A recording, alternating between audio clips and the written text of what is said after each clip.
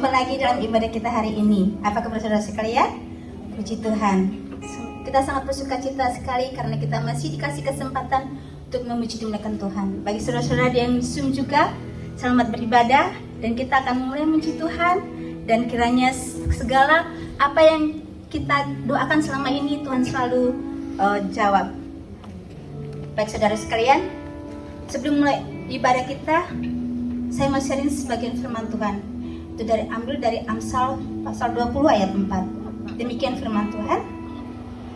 Ganjaran kerendahan hati dan takut akan Tuhan adalah kekayaan, kehormatan, dan kehidupan.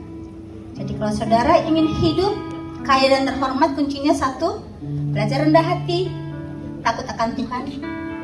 Takut akan Tuhan bukan ngeri dengan Tuhan ya, tapi takut dengan Tuhan itu belajar mencintai Tuhan dan belajar mengerti apa yang Tuhan mau. Amin. Puji Tuhan. Baik saudaraku sekalian, sebelum kita mulai ibadah, kita berdoa sebentar. Tuhan Yesus yang baik, kami bersyukur untuk kesempatan ini karena Engkau masih memberikan kami kesempatan untuk berkumpul bersama-sama untuk memuliakan nama-Mu.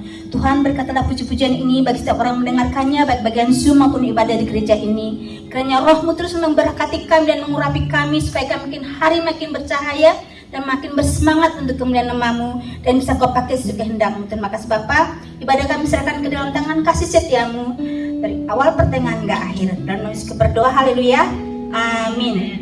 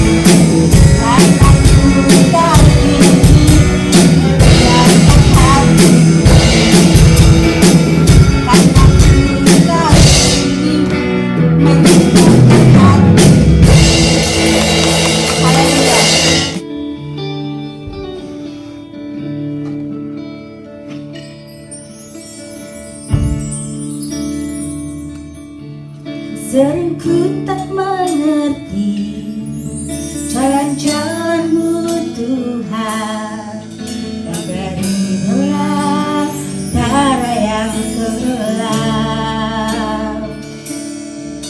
Tanpa seribu tanya, namun tetap percaya, jejak-Mu Tuhan sungguh sempurna.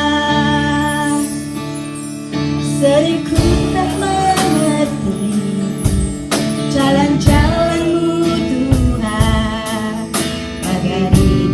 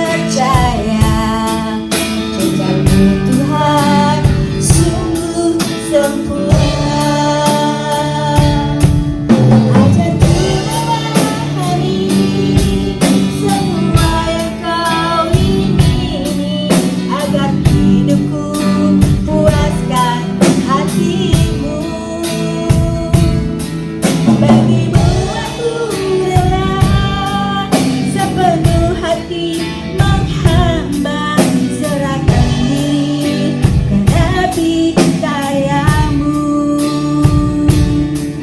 Ajarku memahami semua yang kau ingini, agar hidupku puaskan hatimu.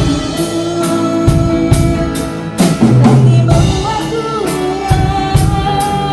sepenuh hati menghamba, serahkan diri menaati karyamu.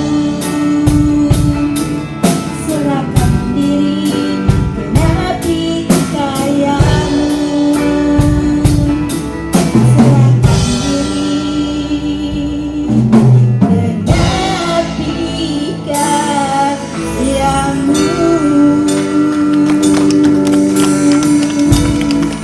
Haleluya.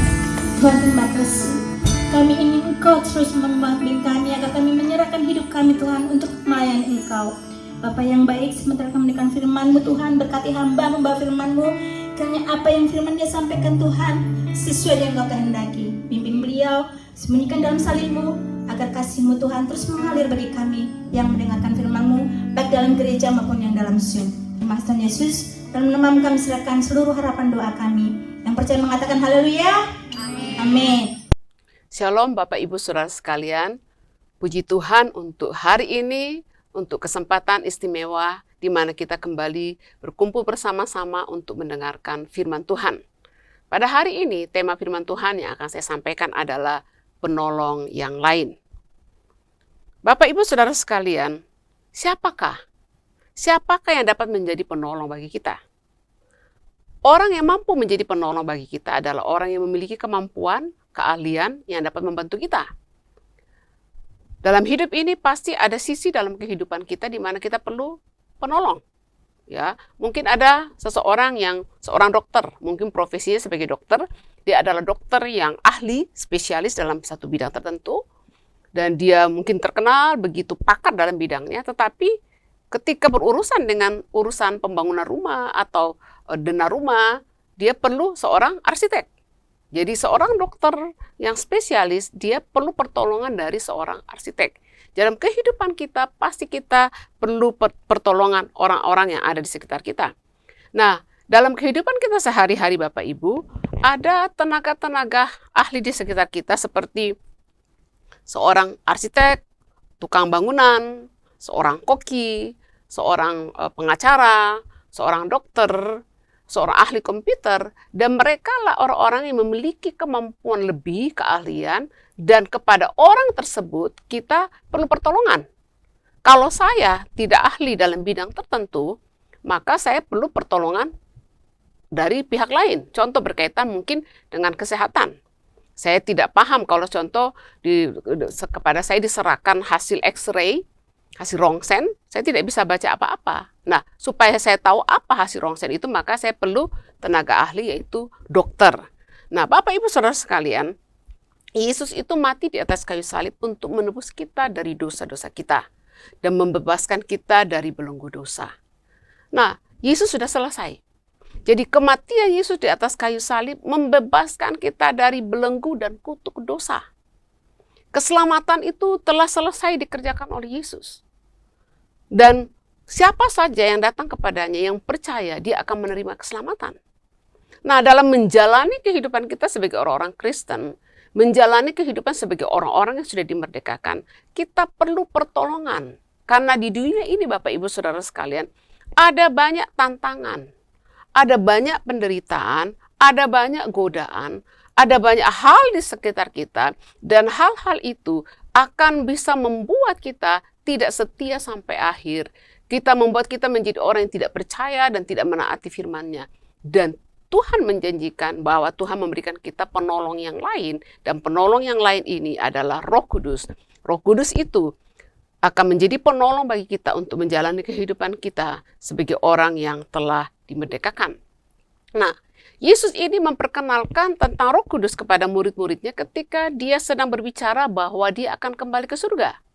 Dia datang ke dunia dan tujuan utamanya berinkarnasi datang ke dunia adalah untuk mati di atas kayu salib untuk menyelesaikan masalah dosa. Dan karena pekerjaannya sudah selesai, maka dia harus kembali ke surga. tapi sedang mengatakan bahwa Yesus mengatakan dalam Yohanes 14 ayat 16, Aku akan minta kepada Bapa supaya Ia memberikan kepadamu penolong yang lain, supaya Ia menyertai kamu selama-lamanya. Yesus mengatakan kepada muridnya, adalah lebih baik jika aku pergi. Karena jika aku tidak pergi, maka Roh Kudus tidak datang. Jadi waktu Yesus pergi, dia mengirim penolong yang lain. Jadi Roh Kudus adalah Allah yang datang untuk memberikan pertolongan kepada orang percaya untuk menjalani kehidupannya dan untuk memberikan kuasa untuk menjadi saksi. Nah, di dalam Yohanes pasal 14 dan Yohanes pasal 16, Yesus menyebut di sini, menyebut mengenai janji Bapa yang akan dikirim, bahwa Yesus mengatakan, aku pergi tapi Roh Kudus akan datang. Dan Roh Kudus yang disebutkan oleh Yesus dalam pasal 14 dan 16 itu, dia menyebutkan sebagai, dalam bahasa Yunaninya sebagai Parakletos.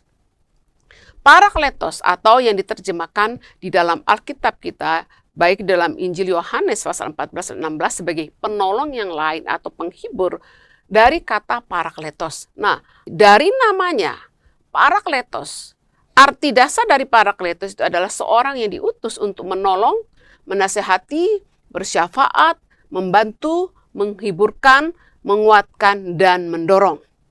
Jadi Roh Kudus yang disebutkan Yesus sebagai Sang Parakletos adalah kuasa pribadi yang diutus untuk kita.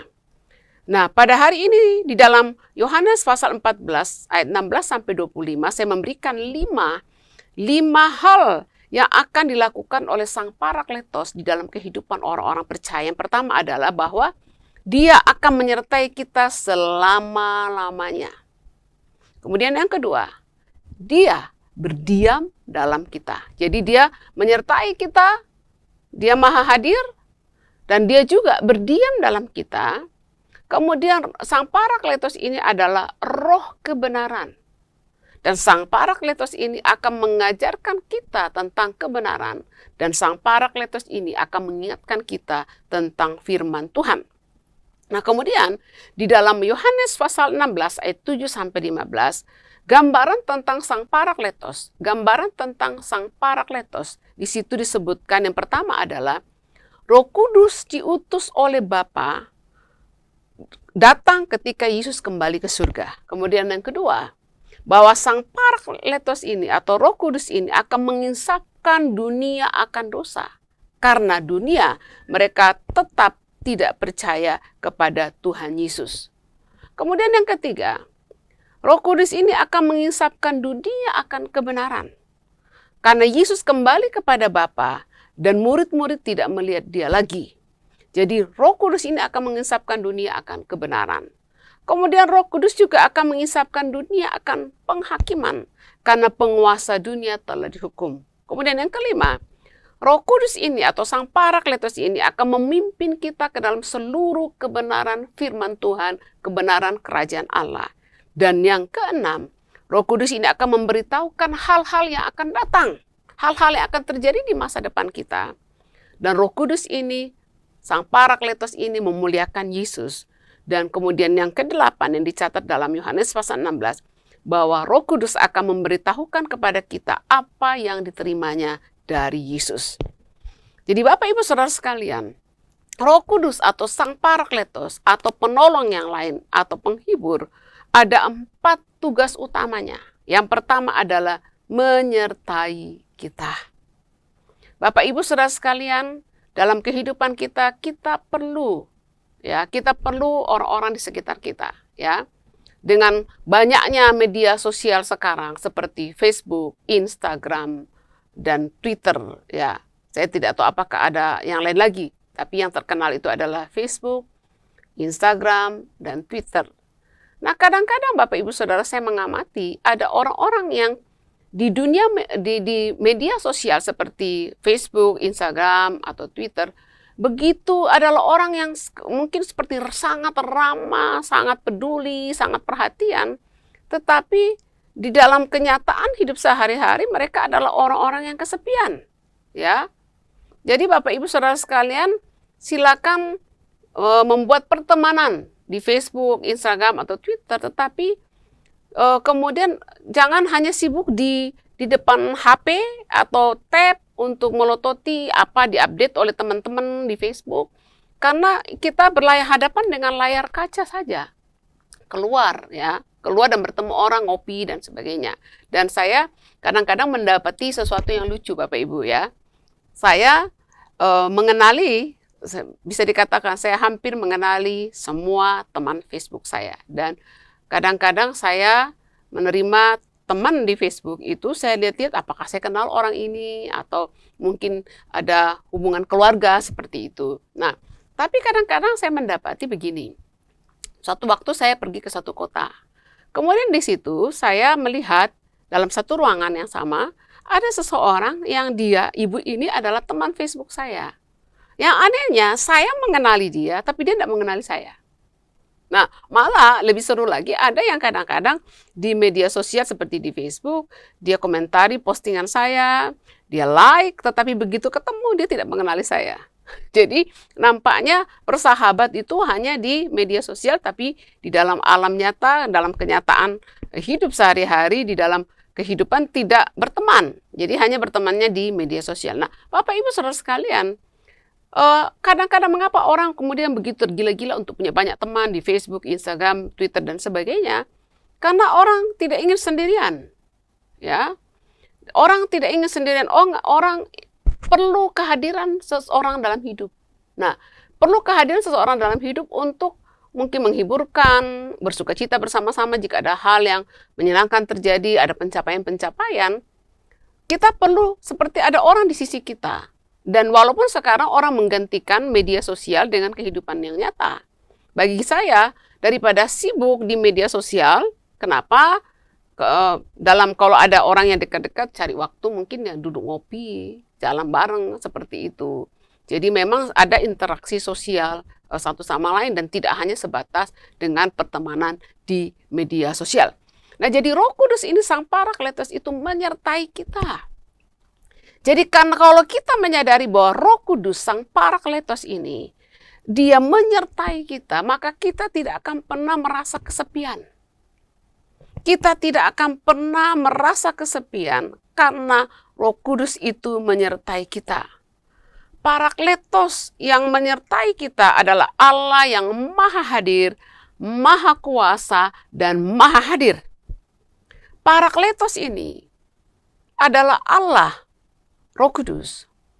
Kemudian kita juga tahu dalam Perjanjian Lama di mana Allah menyebut dirinya sebagai Yehova Shammah, artinya Allah yang Maha Hadir.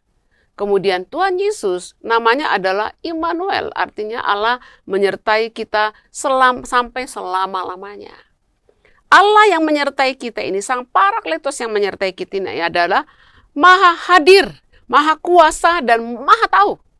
Dan kalau kita menyadari bahwa Roh Kudus, Sang Parakletos ini menyertai kita selama-lamanya, Dia Maha Hadir, Dia Maha Tahu, dimanapun saya berada, Dia ada.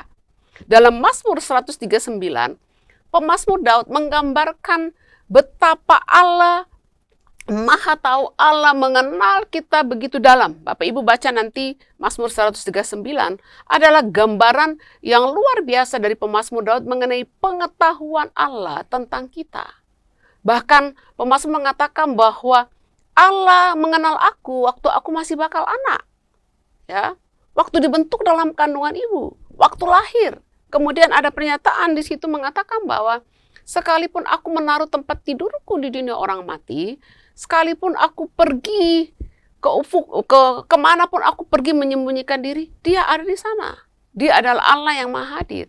Dan Allah yang Maha Hadir ini menyertai kita selama-lamanya. Roh Kudus Sang Parakletos itu tidak meninggalkan kita. Dia ada di Batam, Dia ada dimanapun engkau berada. Dia ada di Singapura. Dia ada bersama-sama dengan jemaat Immanuel Assemblies of God yang Indonesian Fellowship. Dia ada bersama Bapak Ibu. Ya, sekarang dengan teknologi yang canggih, kita bisa video call. Ya, bisa melihat wajah langsung berbicara, tetapi tetap ada jarak. Kita tidak bisa menyentuh. Kita tidak bisa berjabat tangan melalui HP, melalui tab. Masih ada jarak yang memisahkan kita. Nah, Bapak Ibu Saudara, kadang-kadang mungkin kita rasa kesepian oleh karena keluarga jauh, teman-teman jauh. Ya, mungkin bisa video call, tetapi tidak bisa ada hal-hal yang tidak bisa dilakukan di video call, seperti mungkin waktu sedih tidak ada yang bisa memeluk, atau tidak ada yang mungkin menyalami dan sebagainya, seperti itu. Tetapi Roh Kudus, Sang Parakletos yang menyertai kita itu, Dia Maha Hadir, Maha Kuasa, dan Maha Tahu. Dan dalam Mazmur 23, Mazmur tentang gembala yang agung, di bagian 4 ayat 4 mengatakan bahwa sekalipun aku berjalan dalam lembah kekelaman, aku tidak takut bahaya karena Engkau besertaku. Dia adalah Allah yang menyertai kita. Kemudian yang berikut adalah, saya akan baca saja dalam Mazmur 139 ayat 7 sampai 10. Kemana aku dapat menjauhi roh-Mu? Kemana aku dapat lari dari hadapan-Mu? Jika aku mendaki ke langit, Engkau di sana. Jika aku menaruh tempat tidurku di dunia orang mati, di situ pun Engkau. Jika aku terbang dengan sayap fajar dan membuat kediaman di ujung laut, juga di sana tangan-Mu akan menuntun aku dan tangan kanan-Mu memegang aku. Ya. Kemudian Mazmur 23 ayat 4 mengatakan, sekalipun aku berjalan dalam lembah kekelaman, aku tidak takut bahaya, sebab Engkau besertaku. Gadamu dan tongkatmu itulah yang menghiburkan aku.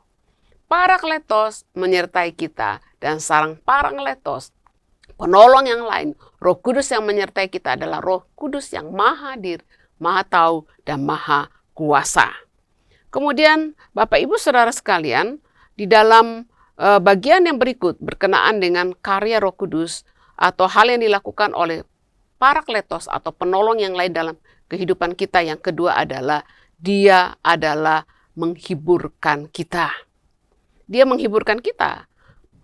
Parakletos Sang penghibur, Dia selalu ada untuk memberikan kita damai, memberikan kita sukacita, memberikan kita kekuatan ketika kita menghadapi pergumulan dan goncangan hidup, memberikan kita semangat baru, menghiburkan kita ketika kita melewati masa-masa berkabung.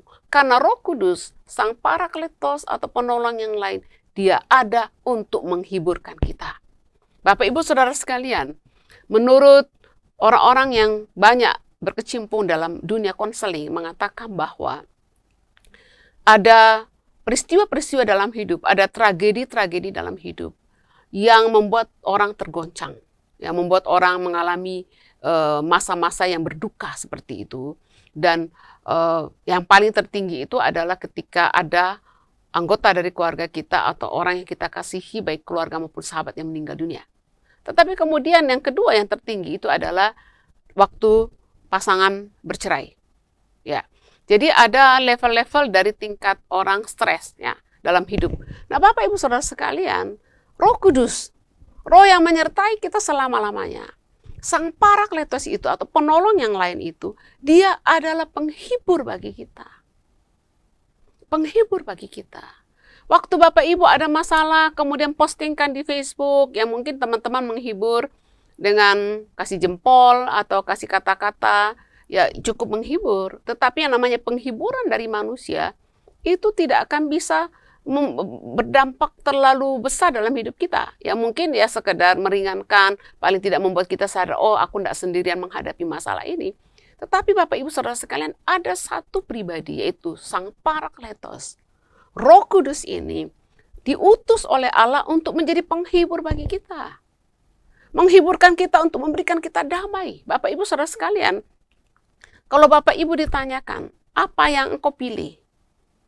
Antara menjadi terkenal, memiliki pengikut di Instagram atau di Facebook jutaan orang, atau Bapak Ibu adalah YouTuber yang punya jutaan orang begitu terkenal, mau pilih itu. Yang kedua, punya harta banyak, atau yang ketiga damai. Apa yang Bapak Ibu pilih? Apakah pilih menjadi orang yang terkenal, memiliki harta banyak, atau damai? Pasti mungkin kita memilih yang pertama. Jadi orang yang terkenal, punya uang banyak. Bapak Ibu Saudara sekalian, hal menjadi terkenal, punya uang banyak, itu tidak bisa memberikan damai dan sukacita sejati. Mengapa ada artis-artis terkenal, orang-orang yang kaya, orang-orang yang hebat, kemudian berakhir dengan bunuh diri, berakhir dengan kecanduan obat-obat terlarang, kecanduan narkoba dan sebagainya. Karena nggak ada damai. Nggak ada damai. Kekayaan, ketenaran itu tidak bisa memberi sukacita dan damai. Nggak bisa. Roh Kudus itu adalah penghibur kita. Dan Sang Parakletos ini, Sang Penghibur ini memberikan kita damai, memberikan kita sukacita, memberikan kita kekuatan ketika kita menghadapi pergumulan dan kegoncangan dalam hidup, memberikan kita semangat baru setiap hari, menghiburkan kita ketika kita melewati masa-masa berkabung. Bapak Ibu Saudara sekalian, saya tidak tahu apakah Bapak Ibu pernah mengalami ini, ya.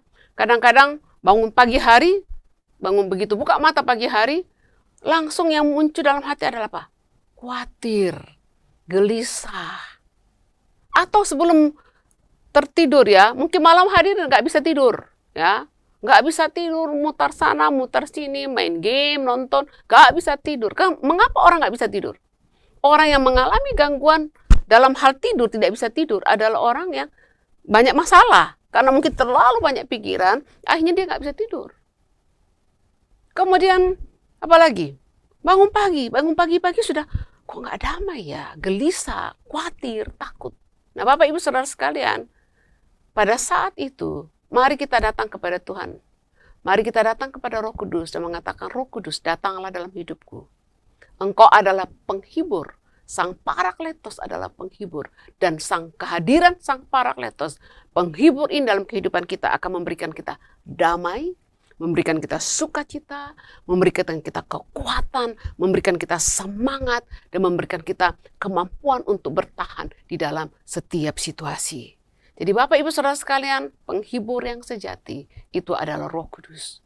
Dan kiranya waktu kita menghadapi masa-masa di mana kita galau, kita hilang damai sejahtera, kita gelisah, kita khawatir, kita takut, mari undang Roh Kudus datang dalam hidupmu. Kehadiran Roh Kudus, kehadiran Sang Parakletos dalam hidupmu akan memberikan kita damai, sukacita, semangat, dan kekuatan. Kemudian yang ketiga, apa yang Parakletos atau penolong yang lain ini lakukan? Penolong yang lain ini lakukan adalah mengajar dan memimpin kita. Apa yang diajar? Dia mengajar kita mengenai kebenaran kerajaan Allah kepada kita. Kemudian dia juga akan memimpin kita ke dalam seluruh kebenaran firman Allah.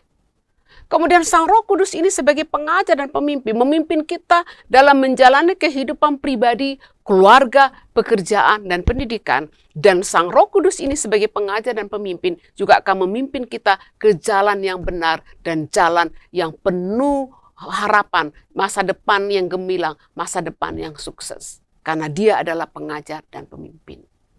Bapak Ibu Saudara sekalian, kita memiliki firman Tuhan. Ya, kita memiliki firman Tuhan, ya. Ada firman Tuhan yang kita miliki. Setiap hari kita ada sekarang Alkitab.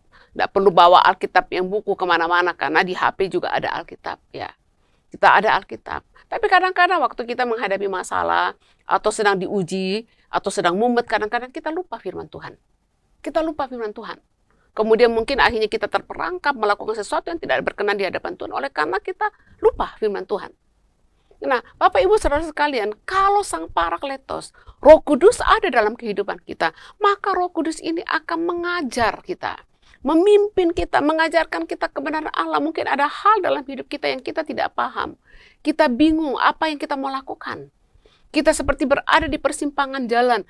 Keputusan apa yang kita mau ambil, mana yang terbaik, mau sekolah di mana, mau masuk universitas apa, saya mau kerja di mana, mau memilih pasangan hidup yang bagaimana. Dan dalam keadaan bingung seperti ini, ada banyak pilihan-pilihan yang kita perlu buat dalam kehidupan kita. Kehadiran Sang Parakletos atau Roh Kudus akan mengajar kita, memimpin kita. Dia akan mengajarkan kita pada kebenaran firman Tuhan, kebenaran kerajaan Allah, dan memimpin kita ke dalam seluruh kebenaran itu. Sehingga keputusan apapun yang kita ambil, bukan keputusan yang menyesatkan kehidupan kita, bukan keputusan yang membawa kita ke akhir hidup yang menyedihkan, tapi keputusan yang kita buat adalah keputusan yang membawa masa depan yang penuh harapan, masa depan yang gemilang dalam kehidupan kita. Jadi Roh Kudus itu adalah mengajar dan memimpin. Orang yang bijak adalah orang yang mau dipimpin. Orang yang bijak adalah orang yang mau belajar.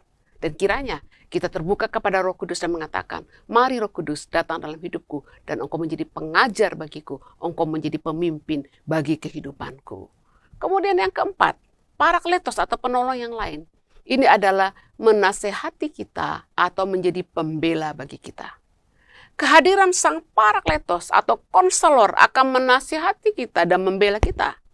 Waktu kita melakukan kesalahan, waktu kita melakukan hal-hal yang tidak berkenan di hadapan Tuhan, baik dalam hubungan kita dengan Tuhan, dalam hubungan kita dengan saudara kandung, dalam hubungan kita dengan sesama kita, dalam hubungan kita dengan keluarga atau dengan tetangga kita, mungkin kita kadang-kadang melakukan kesalahan. Kehadiran Roh Kudus dalam hidup kita itu akan menasehati kita.